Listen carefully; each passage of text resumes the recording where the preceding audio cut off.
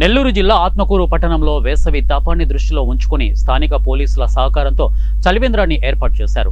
ఈ కార్యక్రమాన్ని దేవాదాయ శాఖ మంత్రి ఆనం రామనారాయణ రెడ్డి ప్రారంభించారు.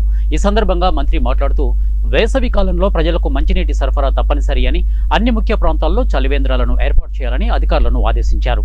ముఖ్యంగా గ్రామాల నుంచి పట్టణాలకు వచ్చిపోతున్న ప్రయాణికులకు తాగునీటి సౌకర్యం అందించేందుకు ప్రతి గ్రామంలోనూ చలివేంద్రాలను ఏర్పాటు చేయాల్సిన అవసరం ఉందని మంత్రి పేర్కొన్నారు.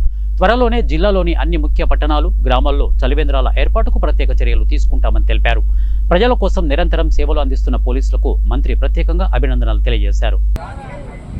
ఎస్ఐలు అలాగే సంఘం సిఐ గారు, వారి ఎస్ఐలు, ఇక్కడ ఉన్నటువంటి మెన్ సంబంధించి పోలీస్ కానిస్టేబుల్స్, ఏఆర్ కానిస్టేబుల్స్ అందరూ కలిసి, లోకల్ కానిస్టేబుల్స్ అందరూ సోదరులు కలిసి ఇక్కడ ఒక వేసవి సమయంలో ప్రయాణికులకి ఇబ్బంది లేకుండా ఈ హాస్పిటల్కి వచ్చేటువంటి అనేక మంది వ్యాధిగ్రస్తులు ఉంటారు, వారికి తోడొచ్చిన వారు కూడా ఉంటారు.